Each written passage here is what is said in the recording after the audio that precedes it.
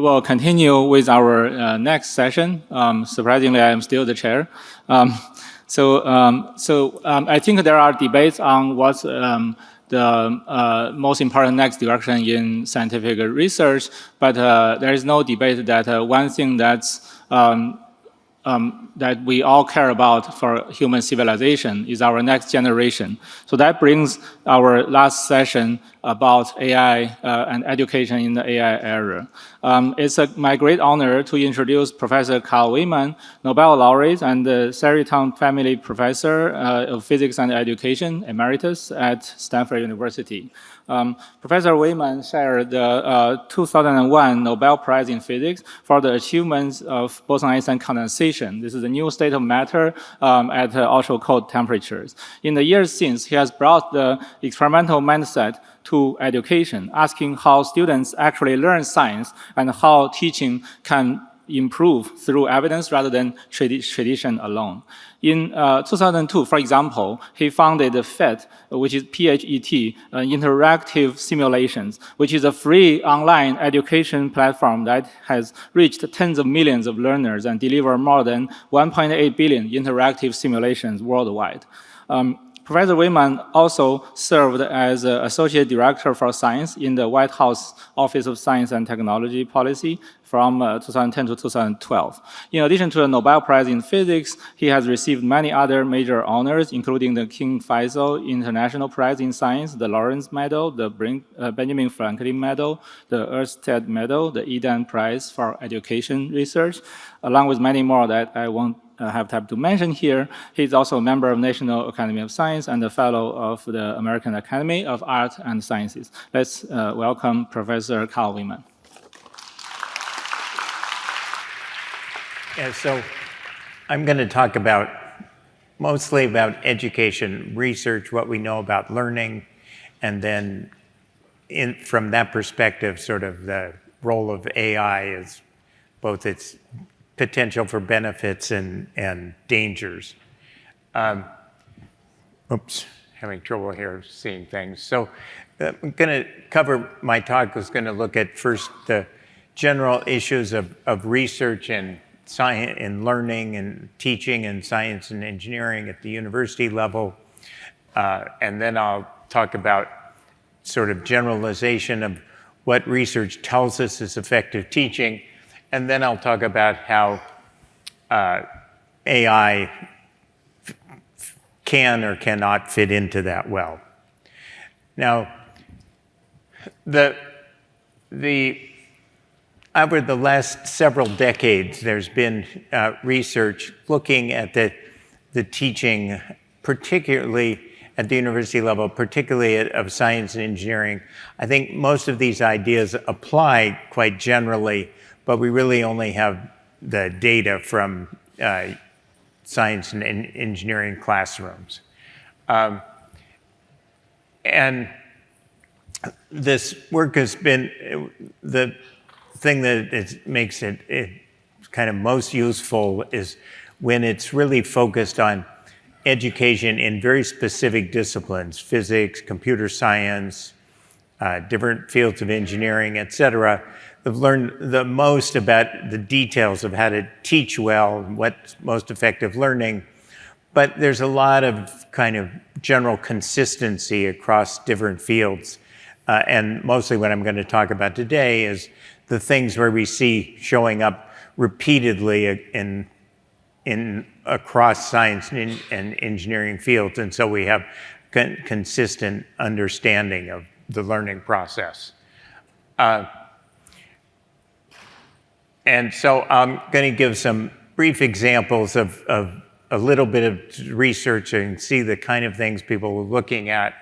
And then I'm going to talk about what this has really shown us about the understanding of the basic learning process. So the first example I'm going to show you is one example of the kind of experimental research that we've done. This was a result I was somewhat involved in. And it looked at the learning in a large introductory physics class. And so it was a very large class. And so we could take two large sections of it that were essentially identical populations.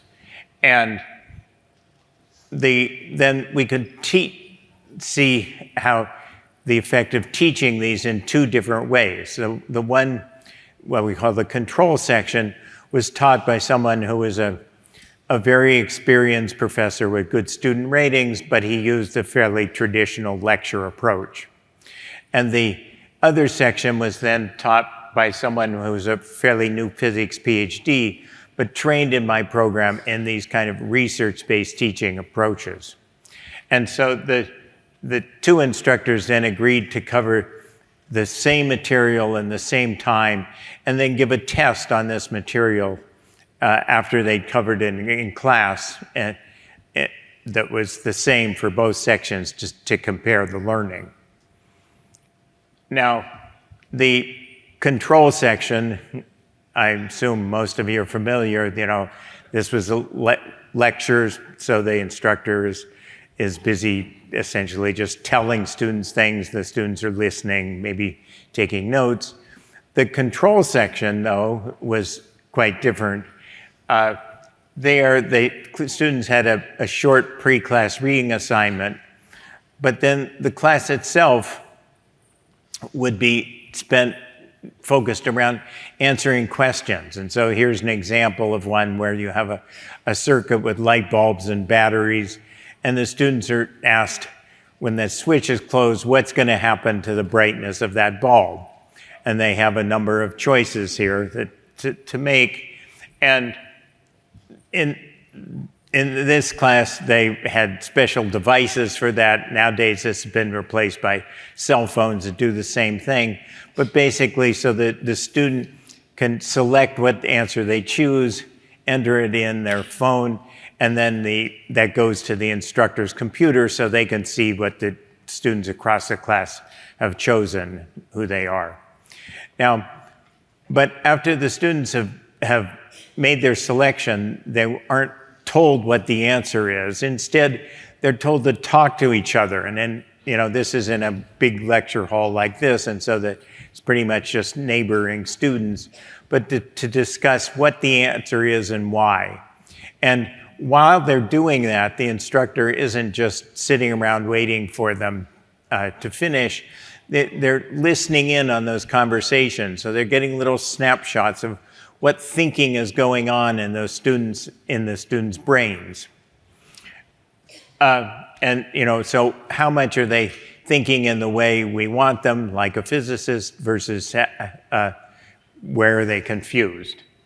And so then, of course, after they voted a second time, then showing them a result, and then have an instructor feedback session where they discuss which answers are right, but more importantly, which answers are wrong and why. And I emphasize that because one of the main things that we learn from cognitive science is that most learning is taking place when one comes to understand that some aspect of one's thinking was wrong or incomplete, and then how to change that thinking. And so not everything was done with just multiple choice questions, more mathematical topics. You had worksheets where students filled them out. But again, it was done in discussion with their fellow students while the instructor was sort of monitoring how they were doing. And so if you think about what's happening in a class like this, the students are practicing thinking like physicists. They're having to formulate their concept of how electricity works, how it would apply in this particular situation. They're having to critique their own reasoning and that of their fellow students. And as they're doing this, they're getting multiple forms of feedback to improve their thinking. They're getting it by getting it from their fellow students' comments, they're getting it by comparing their prediction with what happens, and they're getting it from this instructor who's much more informed by listening in and seeing the results of the votes.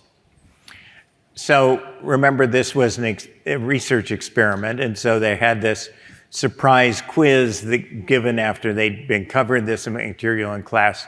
And I should emphasize the timing of this was carefully done to measure just the learning in class. And so it was timed so they weren't doing homework assignments or studying for exams. So it was to really try and focus on how much learning was taking place in class. And so here's the results of the quiz with the histogram and the number of students versus their score. And you can see the experimental class scores much higher. And just to emphasize on this, random guessing would give a person about 3. And so the learning is sort of how far above 3 they are. And what you see is the learning from the lecture was very small. This is consistent with other data we have where we measure such things. But also I want to particularly emphasize how the blue distribution is the entire distribution has moved up. So this shows that this isn't the most effective teaching for just the weak students or just the strong students. It's really most effective teaching for all the students in the class. Now, that was an example of research in physics. Here's one that's very similar.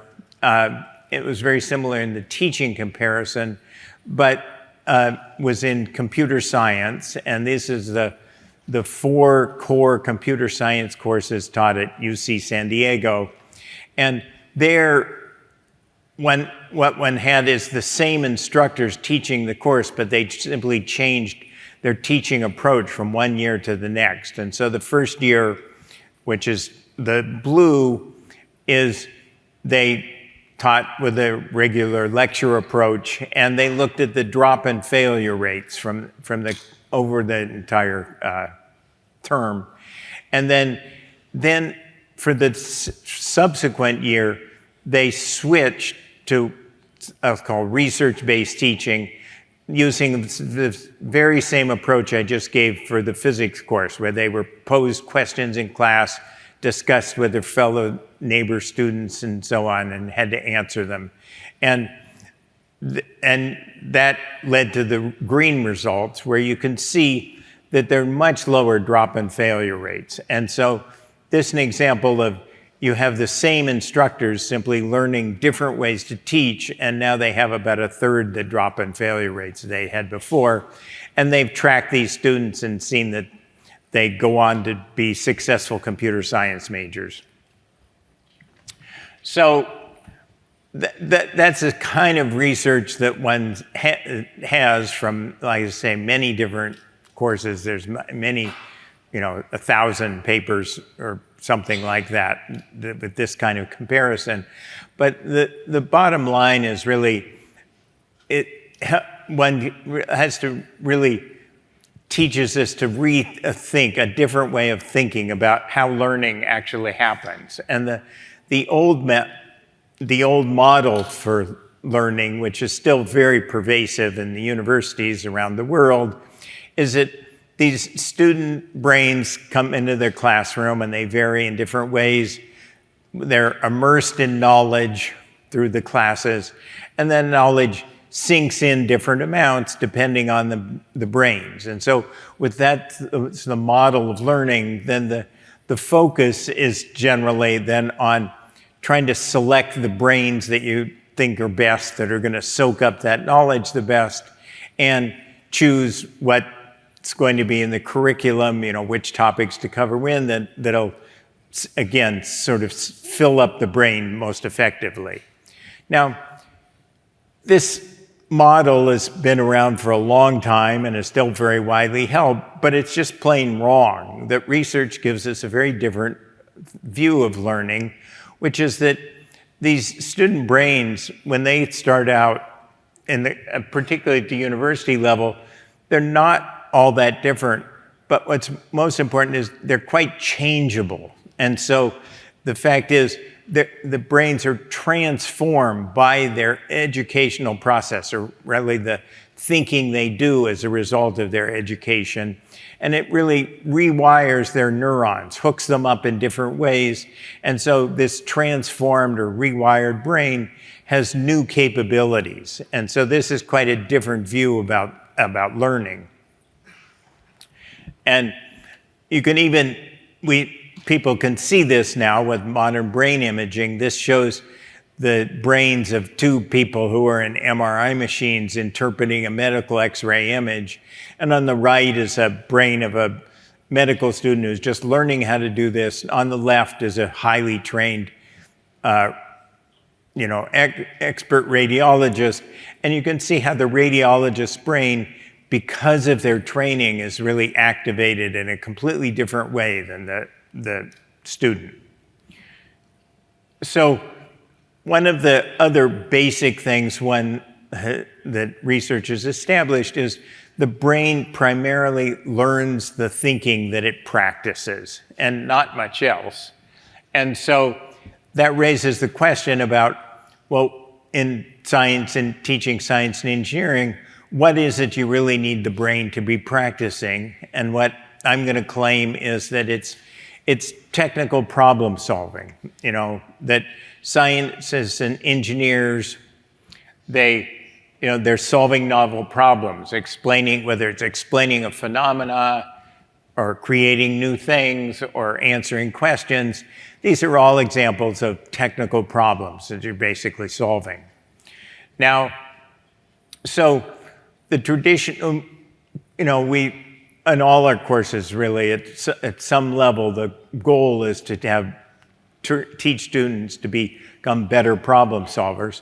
But the traditional way of teaching this is kind of trial and error. You give a student a problem, they struggle with it. If they can finish it, great, they've learned it. If they haven't, they fail. Well, you give them another problem and they keep trying it over again. But the fact is, technical problem solving is a very complex process, and it's really an area of general expertise, and so any thing where it's a complex expertise, this sort of trial and error is a very inefficient way of actually learning. And so, as you know from sort of common sense, but many examples we have, that learning some complicated expertise is best done by breaking it down into pieces and practicing those pieces individually. And you can see this very extensively and well studied in teaching music or in athletics, where they don't teach you to, the music teacher doesn't say go play a Haydn symphony. They instead say, okay, worry about how you're going to hold your fingers on the violin, how you're going to hold the bow, etc. All these little pieces that you can master. That's really the effective way of learning a complicated expertise. But that raises the question then in technical problem solving, what are these components that you need to master? And so this is something where my own group has done research on the nature of technical problem solving that I think helps guide this process. And what we did is we looked at a large number of scientists and engineers across many different fields, and we looked at how they solve problems in their field, or a typical problem. And it went through the process in a great deal of detail. And what we found is, remarkably enough, across all these fields, the problem-solving process was very similar, that involved making a set of problem-solving decisions where we saw the same 29 decisions used over and over across all these different fields, solving all these different kinds of problems, but across all these fields of science and engineering.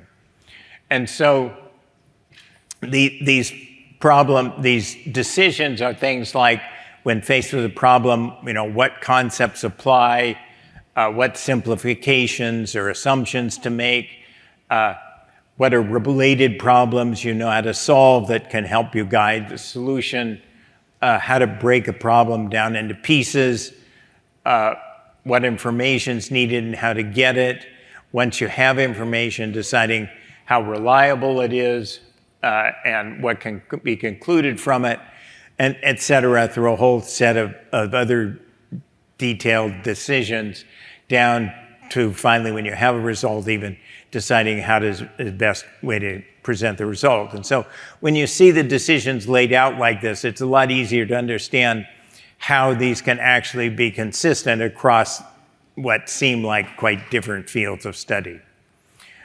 And so what I'm claiming is that these 29 decisions are really the components that we can give to have students practice and master as a way of developing problem-solving skills in a way that's much more efficient than just telling them go off and try and learn how to do it.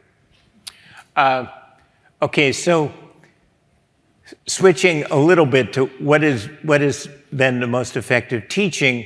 Well, it's really having students practice the thinking you want them to do, this problem solving, with good feedback to guide and help them improve their thinking. And so what this means in practice is to have the learners intently practice making decisions in some authentic context. And so the effective teacher then has to design the practice problems and then have the students work on them in class, and then provide feedback on, look at what they're doing and thinking, and then providing feedback to help them improve.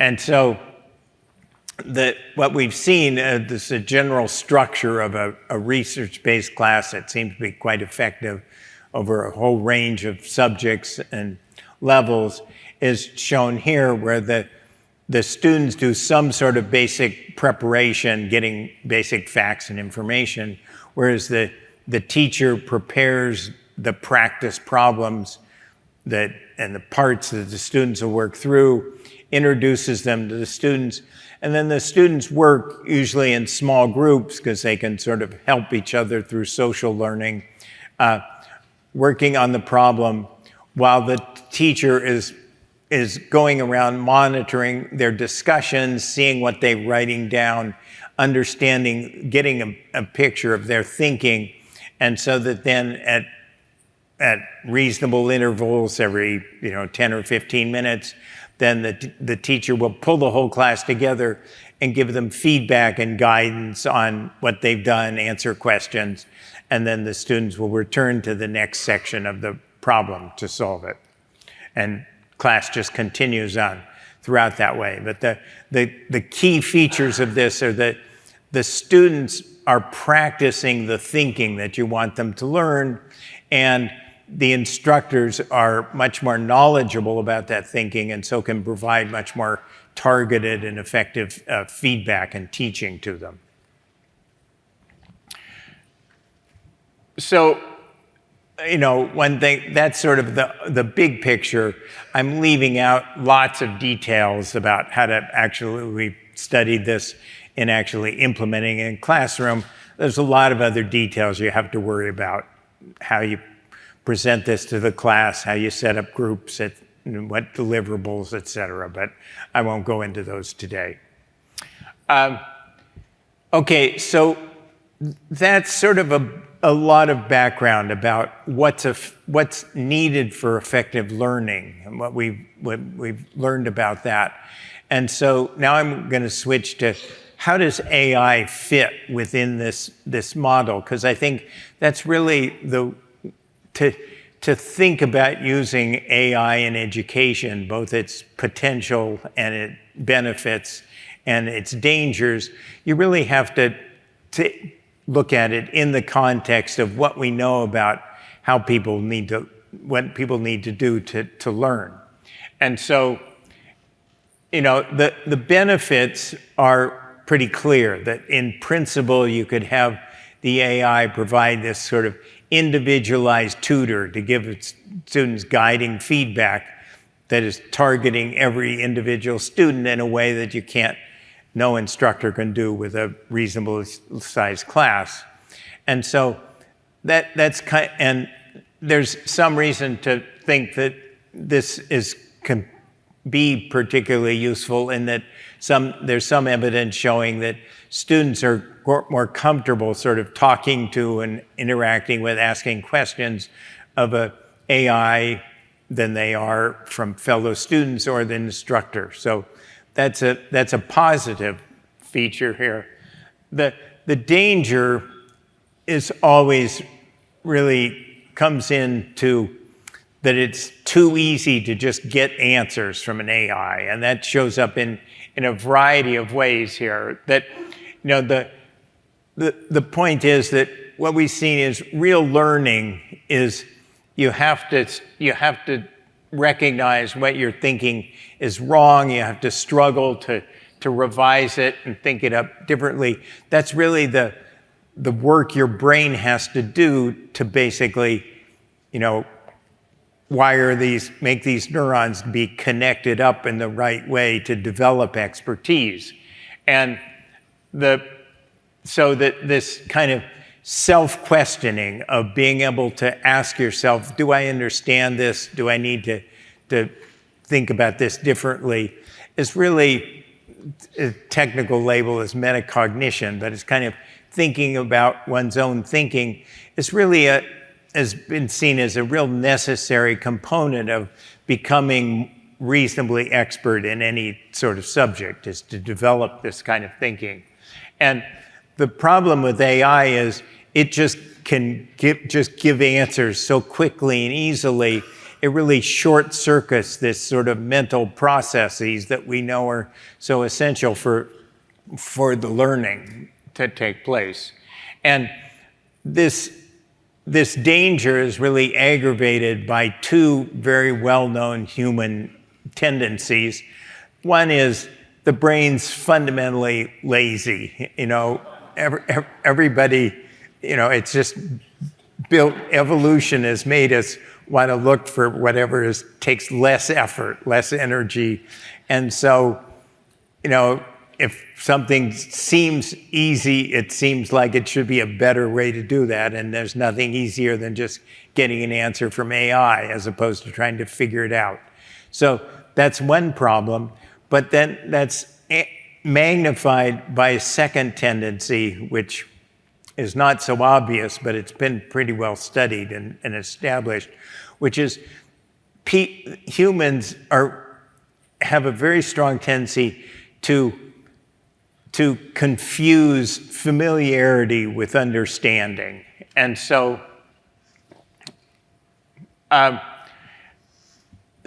AI, they've seen this with listening to very polished lectures, and we see the same thing with AI, which is that if somebody hears a great, very clear explanation, so they become familiar with the subject, they think they understand it. But if you actually test them later on applying that knowledge, doing sort of new things or new problems with it, they didn't really learn it at all. They're just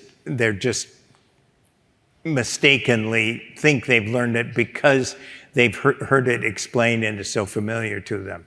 And so the real learning requires this kind of mental struggle and effort, and that you also need to learn to question and modify your own understanding. And if you don't learn that, because the AI is always just giving you correct answers, you're never having to question anything. You're also not going to question the AI and pick up when it's sometimes wrong, of course. And so, because of these dangers, it's made me suspect that there's sort of a likely generational problem. And by that, what I mean is that the people who've learned the subject, mastered science or engineering, pre-AI have kind of learned this way of thinking, learned to recognize what they do and don't understand and where they need to change there, and the need for this mental effort to master things. And so for them, when they come to approach AI, they approach it with this kind of greater knowledge about learning and thinking about things. And so they are using AI in sort of a different way. It can be, in that case, with that background perspective, it's not very damaging. It can be quite a useful tool. But for the younger generation, where they're immersed in AI and sort of getting quick and easy answers always, they'll never develop, or my worry is they'll never develop that kind of more sophisticated, self-aware way of thinking. And so as a result, their use of AI is also going to be kind of limited or delusional almost in terms of how they're using it. And so they won't be using it as effectively and won't most importantly, they won't realize where its shortcomings are, and that can lead them astray. So now that's sort of the danger. Now the hope is still to create an AI tutor that can provide the benefits to students that without the downside, and my group is actually working on this. And the goal is to have an AI which acts like a good human tutor. A good human tutor, when the student's struggling, doesn't just tell them the answer. Instead, it tells them, well, I'd ask some questions of things they might think about to kind of help them examine their own thinking and modify that and learn from it. And so we're trying to develop AI tutors that will act that sort of way of much more like a human tutor and not just give the answers. And we've been working on this and making some progress, but it's a challenge. And first, AI really wants to give answers. They're really designed to give answers. And so and we want to stop that. And so it takes a lot of very forceful prompt engineering to try and prevent the AI from just giving answers and instead giving essentially leading questions and help. And so the other aspect that's challenging is that if you think about a good human teacher or tutor, they really have a model for the thinking that's going on in the learner's brain. They look at what the learner's doing or saying. They get a model for how the learner is thinking, and then can think about, okay, what sort of guidance and so on is going to be the most effective to help the learner make progress. Well, AIs don't have a model for student brains. They just go with, they're just probabilistic about text. And so this, because they don't have a model of a student brain, sometimes their responses are useful, but sometimes they're not appropriate or useful at all. And so a lot of what we've been having to do, and I should say that the AI is worse in this respect when the students are most confused. And so that means that the students who most need help are the AIs are least useful for providing it to them. And that's a problem. So we have basically been trying to figure out how to do prompt engineering to make an AI work better. Essentially, kind of, that means, like I say, making sure it doesn't just give answers, but also that you can provide it with enough guidance that it sort of has essentially something of a model of a student brain, and so it can be more appropriate in its responses. And so we're making progress, and I think, it's going to be, ultimately, it's going to be useful and valuable, but right now it looks like it's always going to still need a lot of human intelligence to guide the artificial intelligence really to be most effective. And we'll have to see when it goes in the future. Okay, so I'll finish here that I think research tells us a lot about how learning works and what most effective teaching is. And within that context, AI has both potential and dangers. And here are some references if you want to learn more about it. Thank you.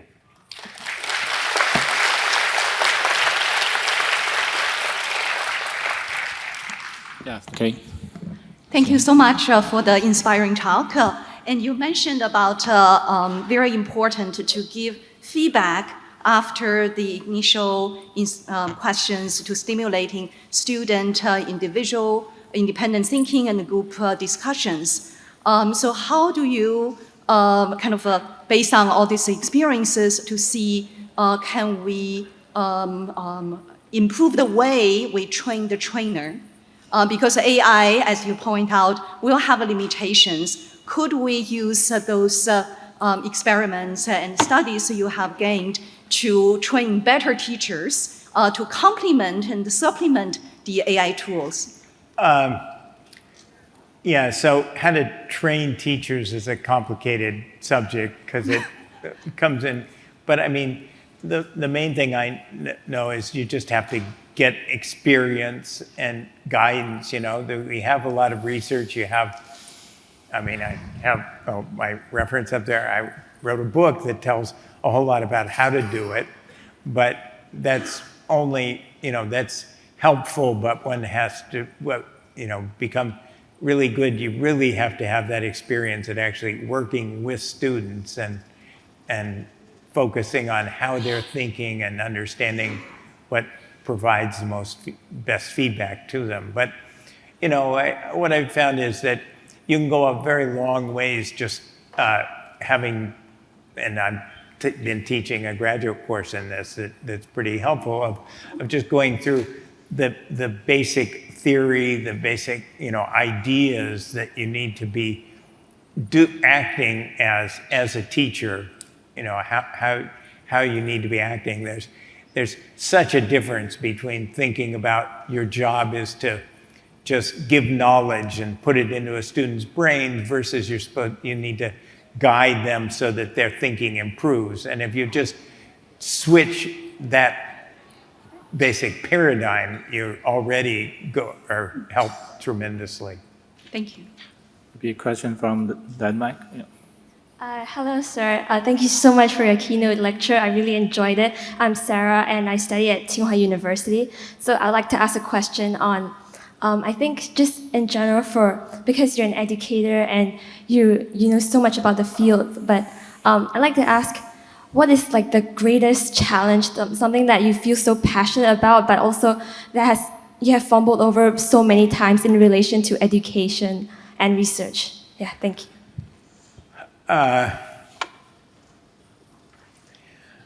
It's a little hard to say because we've done lots of different research. We made a lot of progress on this.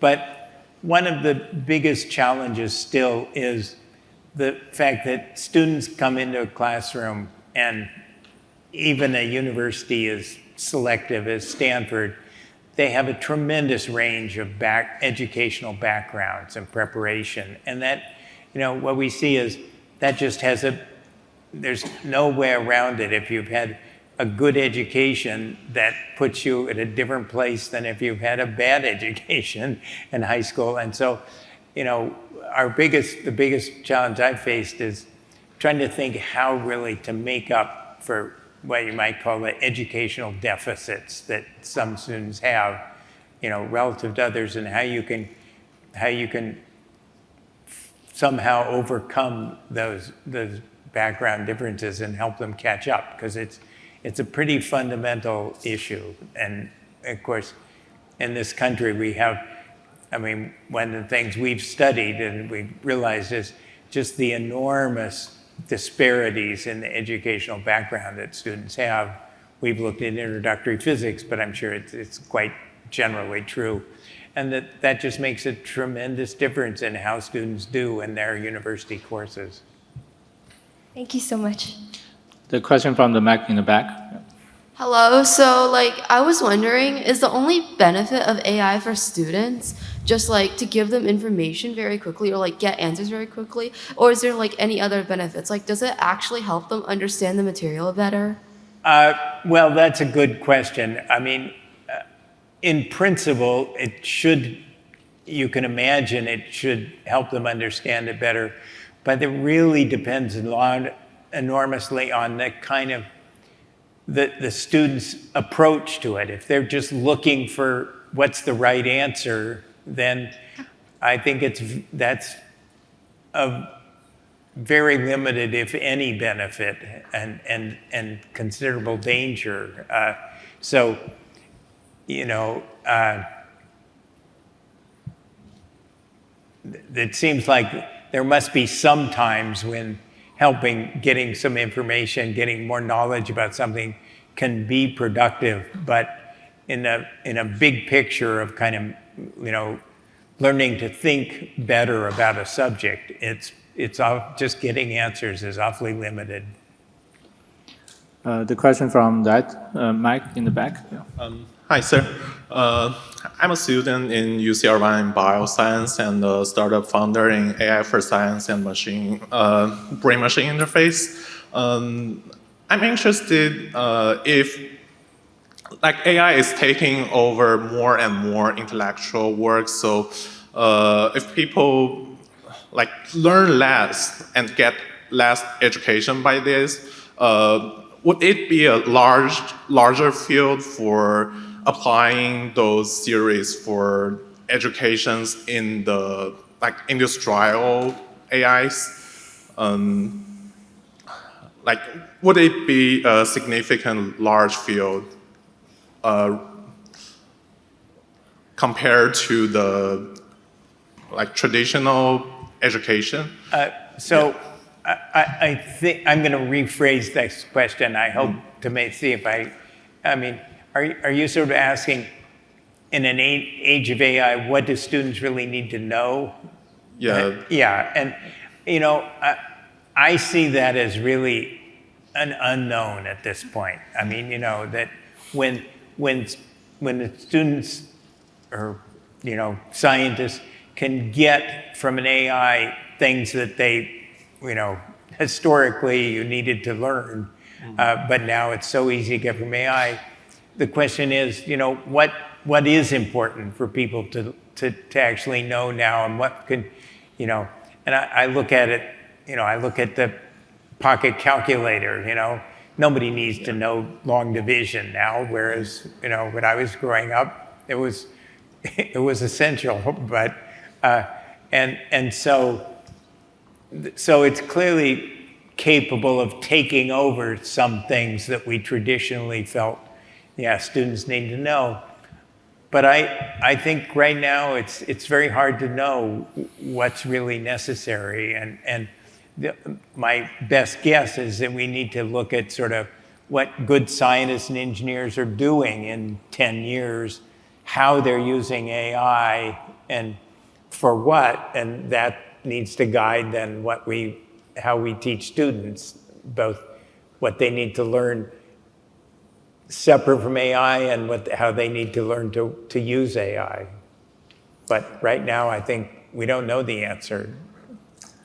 Okay, so let's continue following the same order. I will say that one aspect that I've sort of thought is important and likely to stay important is the sort of overall model of a problem. And when faced with a basic problem in science or engineering, you know, experts have a sort of model of what's going in, what you really need for a solution.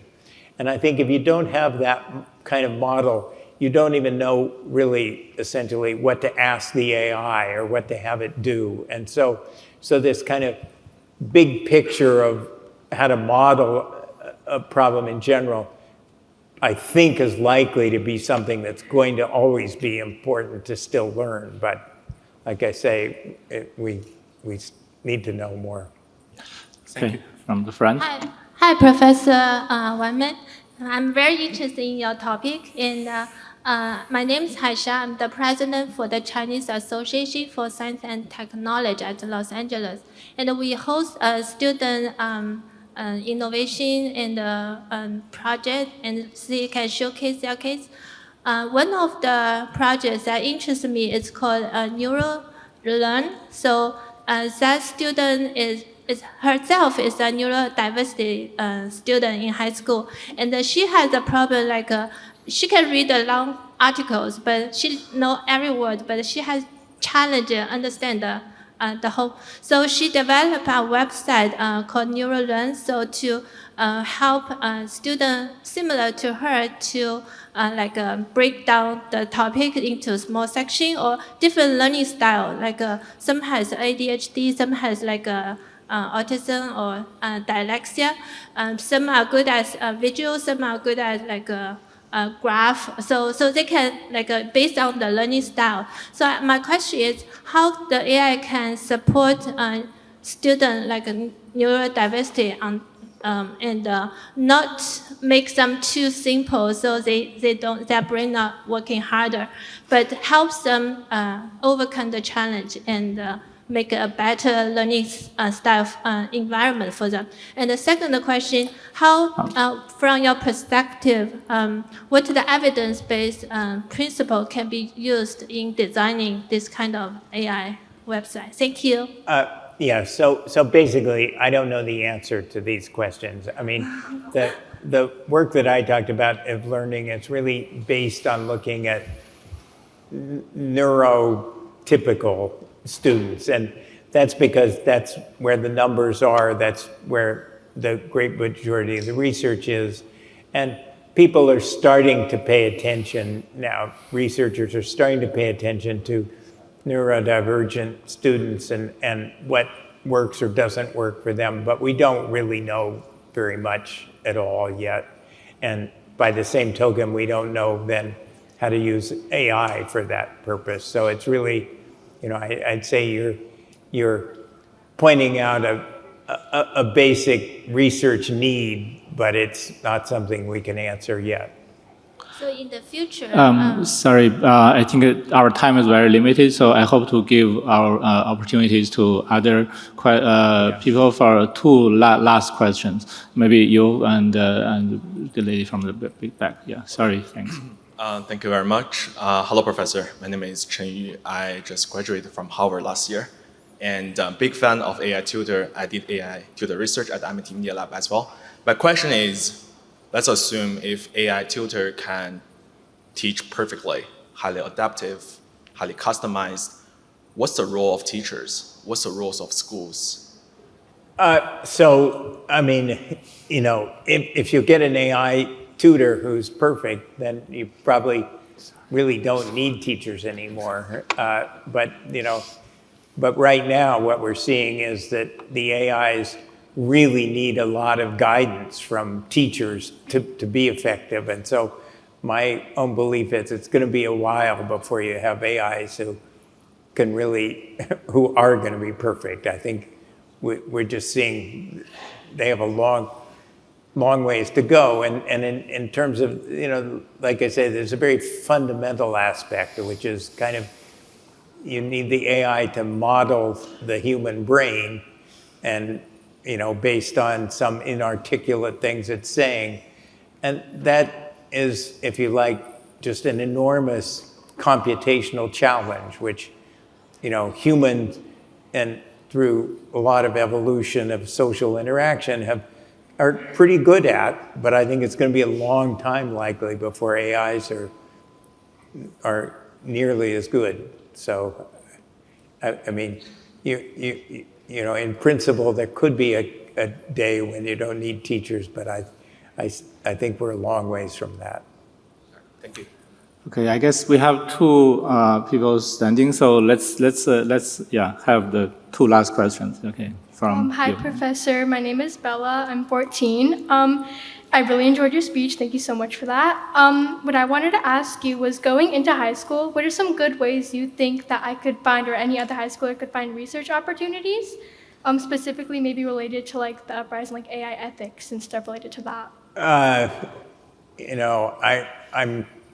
I'm a retired professor, so I'm pretty out of touch with things now in terms of research opportunities. So I'm going to just pass. I don't think I can be very useful. Thank you. Okay, Thank last you, question. Yes. Thank you, Professor. I'm Liu Xi. I'm graduate from Harvard Kennedy School right now, a business school student here in the GSB. So I'm also the founder of an NGO on education. So we do a lot of projects with the young people. So I really got a question about, like, people are very lazy. So if they got the AI, they will directly ask the AI for questions and answers. So should we raise our kids keep away from all the electronic devices until which age, so that we will help them to build the connection with the AI and then try to train them to use good at AI? So this is my question. Like, should we raise our kids like don't have AI at all, or we should at a certain age teach them how to use AI? Thank you. Again, you're outside of my range of expertise. I mean, I think, they're growing up in an age of AI. They need some sort of guidance about how to use it effectively and how to avoid the dangers of it. But, at what age and what way to do that, that's outside of any research I know about, so. Okay, so with that note, let's thank Carl again for the really inspiring talk. And also, I'd like to, on behalf of the organizers, thank all the speakers today who delivered really exciting speeches. And that concludes our program. Yeah.